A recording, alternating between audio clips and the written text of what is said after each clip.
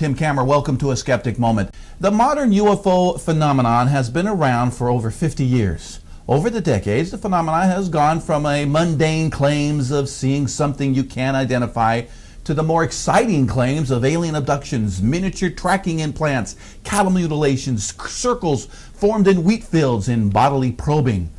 Well, what it all comes down to is this.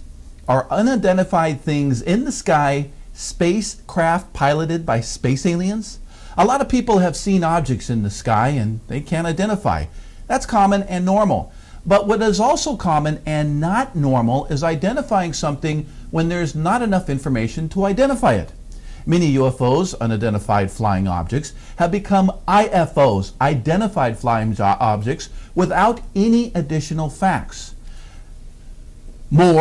Much more common is the huge number of UFO sightings that have been identified with earthly explanations still being called UFOs and space aliens.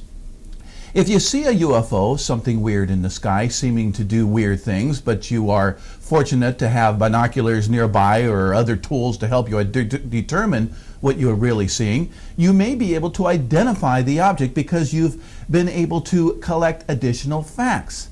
Now, I've seen several UFOs over the years, but because I was fortunate enough to have the right tools available, my UFOs became IFOs eventually.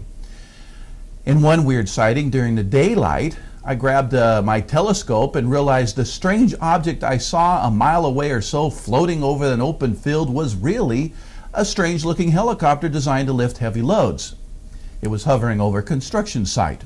Another UFO I saw just this year, driving with my parents one day, looked like a shiny cigar-shaped object about 10 miles away, heading east very slowly. Because of the distance, I figured it had to be several hundred yards long and much longer than a 747. It looked similar to this UFO.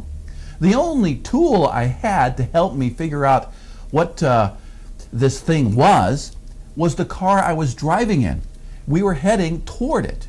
That meant the angle I was observing it from was constantly changing.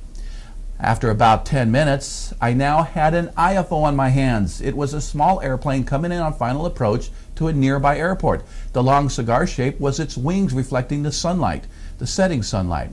If I had not moving toward the object, I probably would have interpreted what I saw was a gigantic cigar-shaped craft get smaller and smaller, appearing to be moving away further and further. That's if I was staying in that one spot.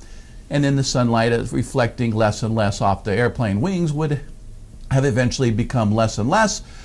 Part of observing a UFO in real life or just seeing the pictures of UFOs is knowing what else is going on in the area. In this case, a small airport was only a few miles away and had everything to do with the sighting. In my first example, there was a construction site below the craft I couldn't see, and without a telescope or binoculars, I wouldn't have known.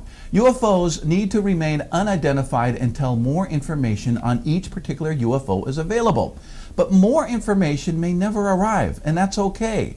Not coming to a conclusion when facts are lacking is the very approach police detectives, scientists, doctors, and others using common sense make every day. We can't claim a UFO is alien spacecraft any more than we can say it's a giant insect. We can only know we don't know. But some would disagree and would believe they can identify something as a spacecraft piloted by space aliens for the simple reason they can't identify it in the first place. You've identified it as spacecraft piloted by space aliens, yet you can't identify it? This makes no sense.